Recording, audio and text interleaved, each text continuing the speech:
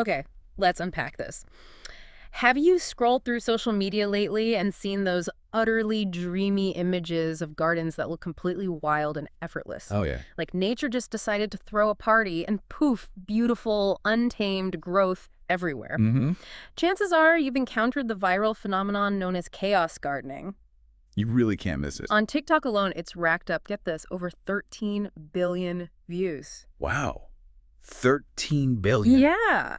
It's even started showing up in conversations around places like, the prestigious RHS Chelsea Flower Show. It is such a compelling vision, isn't it?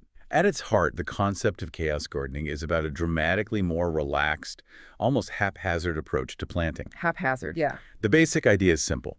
Take a mix of various seeds, maybe leftover packets, or a special blend of flowers and even vegetables, and just scatter them randomly across a chosen area. Just toss them out there. Pretty much. Yeah. The premise is to step back, let nature do the heavy lifting, ditch the meticulous planning and rows, and bring the fun and spontaneity back into gardening. Right. It's really positioned as a kind of joyful rebellion against the perceived stiffness and high maintenance of traditional garden beds.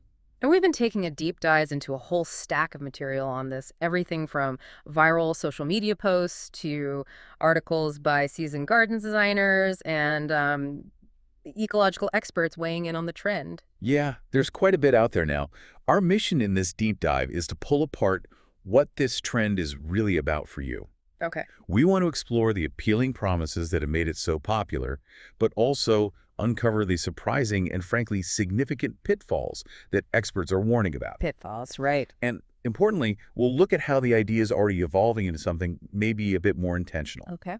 By the end of our conversation, you should have a much clearer picture of chaos gardening in its various forms and what that might mean if you're thinking about trying it in your own garden space, however big or small. Okay, so why is this idea catching fire? What is it about this just toss seeds approach that's resonating so strongly with so many people right now? Here's where it gets really interesting. The allure is incredibly strong because the promise is so simple and appealing. It's presented as fun, carefree, stress-free. Yeah, sounds great. It sounds simple and wonderfully affordable. You can use up those old seed packets you forgot about. Right, we all have those. Exactly. For anyone who's ever felt overwhelmed by the perceived rules and complexity of traditional gardening, this sounds like a breath of fresh air. And the look absolutely plays a huge part in it. It aims for that romantic, naturalistic aesthetic that's hugely popular right now. Oh, definitely. Think expansive wildflower fields or that lush, overflowing, slightly messy charm of a classic English cottage garden. That perfect imperfection. It offers this promise of a constantly evolving, dynamic picture throughout the season. And for many, the motivation goes beyond just ease or aesthetics. For beginners, it bypasses the steep learning curve of measuring precise distances and depths. But some advocates also see it as a way to actively transform manicured lawns into more dynamic living spaces, aligning with principles of naturalism, supporting rewilding efforts, and crucially, gardening specifically to benefit pollinators, birds, and local biodiversity. Okay, so there's an ecological angle too. A big one, yeah, which is a massive goal for many gardeners these days. We even saw specific roots of this trend in the sources, like the shout-outs to TikTok creators Sassy Mama and Meg Grows Plants, who really helped popularize the hashtag. Right. Meg Grows Plants, for example, shared that she gets a more reliable, bountiful harvest of carrots simply by chaos seeding them periodically in gaps in her beds. Chaos carrots. Exactly, claiming it works better for her than traditional rows. She's even applied the idea, with some tweaks, to other edibles like lettuce, cilantro, pumpkins, leeks, and potatoes. It's fascinating that these individual success stories, especially with edibles where yield is, a key goal, really help fuel the trend. Yeah. And show that with the right conditions and maybe the right plant, surprising results are possible from a less controlled approach. But, and this is where the deep dive really starts to uncover the nuances, the experts we looked at have some pretty significant caveats and warnings. That beautiful, effortless vision of a garden magically appearing from randomly scattered seeds often doesn't quite pan out in reality, especially if you're hoping it will just maintain itself. This definitely raises important questions about whether it's truly maintenance-free. Garden designers like Laura Najman Janey and Georgia Parkinson Hill express quite a bit of skepticism. Okay. They point out that what starts with the intention of being a lazy person's garden can very quickly devolve into what Hill frankly called A big fat mess. A big fat mess, okay? Okay. And one of the absolute biggest headaches the experts flagged, and a major reason that mess happens, comes down to one word: weeds. It's exactly weeds. Hill specifically mentioned that the idea might resonate differently depending on location. In places like the UK, where some weed species are less aggressive, you might get away with more random seeding. Okay, maybe works better there. Potentially. But here in the US, particularly in many climates, we have incredibly tough, often non-native invasive weeds. The sources specifically mentioned nightmares like tumbleweed, kudzu, and Japanese knotweed. Oh, wow. Yeah, those are tough. They germinate rapidly and grow with alarming speed and vigor. These will quickly outcompete and smother your desired flowers and vegetables before they even have a chance. So they just take over. Pretty much. Janie was quite blunt. It simply won't end up looking like the curated weed-free images you see on social media. Right. Another pitfall mentioned is the sheer inefficiency of direct sowing by just tossing seeds around. Yeah, the actual tossing part. Throwing seeds onto unprepared or sloped ground often results in very low germination rates. Rain can wash them away. Hard soil can prevent roots from taking hold. And using old, less viable seeds, as some proponents suggest for affordability, further reduces your chances of success. Right. So you save money on seeds, but maybe nothing grows. And even if seeds do germinate, telling the difference between a tiny, desirable seedling and a weed seedling in that chaotic jumble is incredibly difficult. Oh, I bet. Yeah. Even for experienced gardeners. Those tough weeds can easily overpower and smother your intended plants at their most vulnerable stage. Then there's what you could call the survival of the strongest issue. Yes. While some see the element of surprise, seeing what thrives as part of the fun, the reality is that without thinning or intervention, vigorous plants like bee balm or sunflowers will naturally muscle out weaker plants. Like your beans or tomatoes. Exactly, or cosmos, marigolds, or basil, which require more specific conditions or simply grow slower. This often results in a reduction in the diversity of the plants you actually wanted, potentially leaving you with just a few dominant species that could handle the intense competition. So not that diverse meadow you imagined. Not necessarily. As Hill noted, the practical outcome is often a mess of unhealthy plants and lots of weeds, which is far from the beautiful, diverse meadow or cottage garden envisioned. And those unhealthy, crowded plants create other problems too, right? Absolutely. Dense, tightly packed conditions severely restrict airflow between plants and trap humidity close to the ground. Okay. Bad combo. Very bad. This creates the perfect breeding ground for fungal diseases like powdery mildew or rust. It also attracts pests like slugs, snails, and aphids who love dense, moist environments. Or problems. And the competition for water and nutrients weakens individual plants, making them even more susceptible to these issues. And in a chaotic, jumbled setting, it's incredibly hard to spot these problems early. Before they spread everywhere. Exactly, before they cause significant damage to your entire patch. Lower yields are also a major concern, especially if you're hoping for a harvest. If plants are crammed together, fighting for every ray of sunlight, every drop of water, and every bit of nutrient in the soil, individual plants won't have the resources to produce many flowers. And certainly not a bountiful crop of fruit or vegetables. Experts like Hill specifically highlighted this point for edibles. Right, the things you actually want to eat. Yeah. Plants like tomatoes, peppers, or even many herbs are often much weaker growers compared to vigorous perennial flowers or invasive species. Relying solely on a true chaos seeding method for these slower-growing or less competitive edibles is likely to result in very disappointing low harvests compared to more traditional methods where plants have space and resources. Okay, that makes sense. Beyond the practical growing issues, there are aesthetic drawbacks mentioned too. What it actually looks like. While some people love the look of natural chaos, others might find it visually jarring or simply messy. Plants might clash in color or form. Yeah, it might not be your cup of tea visually. Yeah, and the garden can quickly start to look unkempt if there's no maintenance at all. Things like removing spent flowers, which is called deadheading, or trimming back overly enthusiastic plants. Right. It needs some tending to not just look neglected. And finally, you might need to consider practical and even legal issues depending on where you live. Ah, okay. Like HOAs. Exactly. Some sources mentioned checking local regulations or HOA rules, especially if you're thinking about a front yard, as there can be rules about plant height or overall appearance. Good point. It's also important to understand that this is different from guerrilla gardening, which is tossing seeds on land you don't own. That's a separate concept, and often illegal. Gotcha. So the initial romantic just toss seeds and forget about it pitch for chaos gardening sounds fantastic, but the experts paint a picture of some pretty significant challenges and potential disappointments, especially if you expect a tidy, productive garden. Yeah, the reality check can be a bit harsh.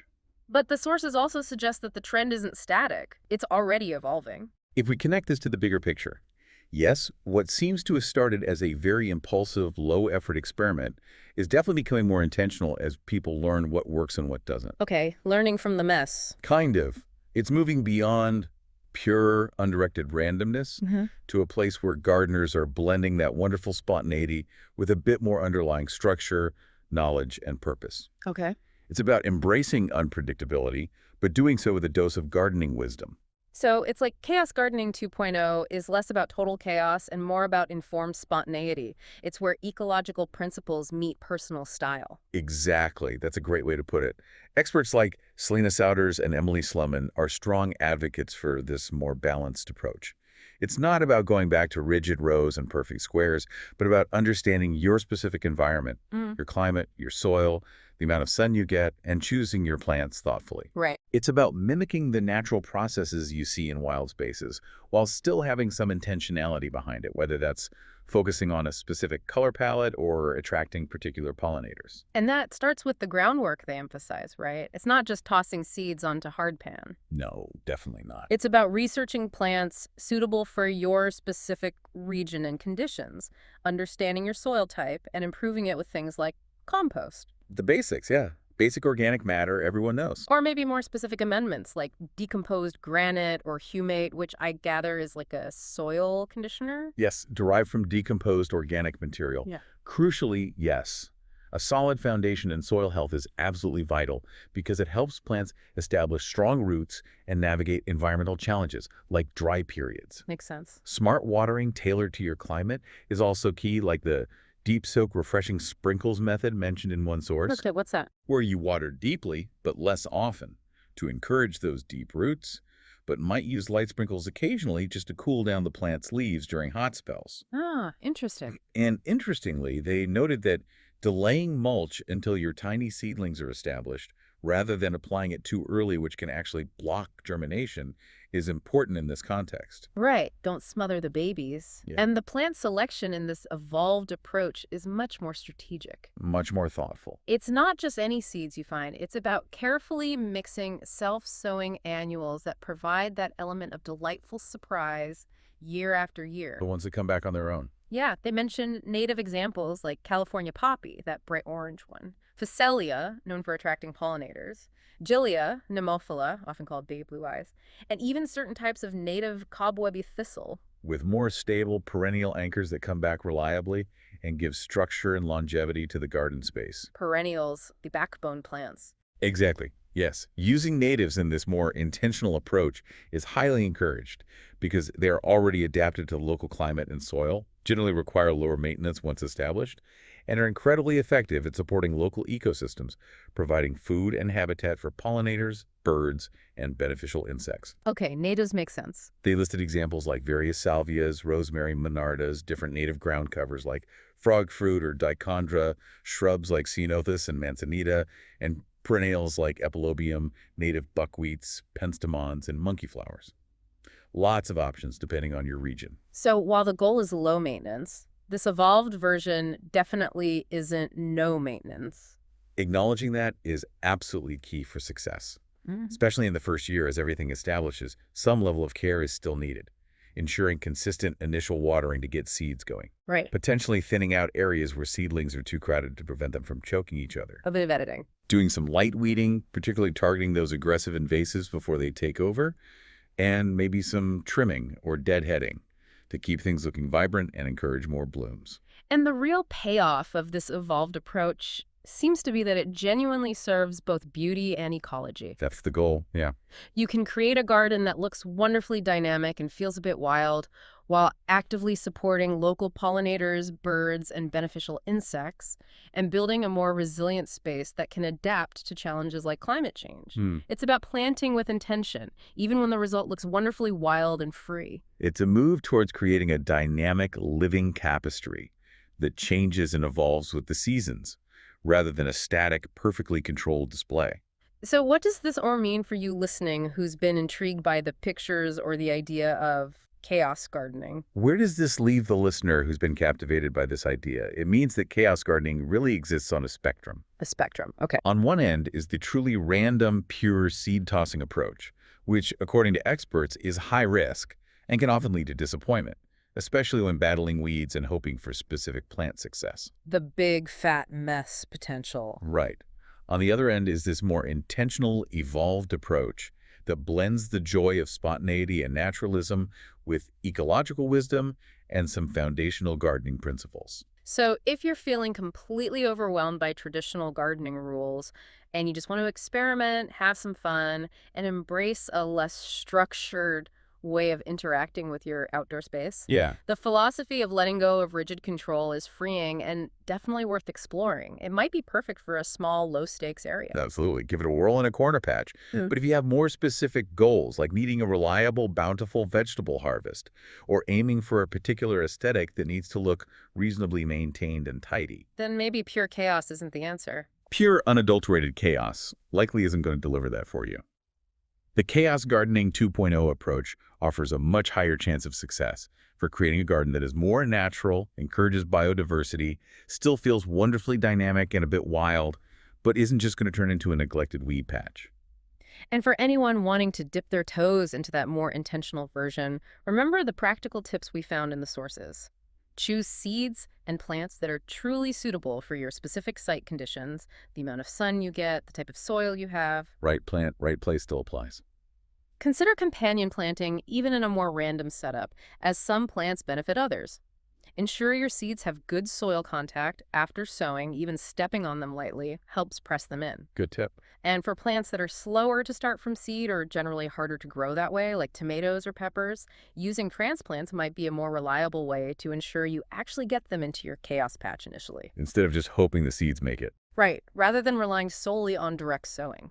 Fast-growing edibles like lettuce or basil are much better candidates for being sprinkled directly, even if you're not going for pure chaos everywhere. It's about choosing your moments for allowing natural spontaneity with a little bit of informed strategy guiding the way. So if nature seems to thrive on a certain level of beautiful, interconnected chaos, and building a truly resilient natural garden involves embracing some unpredictability and letting go of the idea of perfect human control, what does that suggest about other areas of our lives where we often crave absolute order and control? Ooh, interesting thought to end on.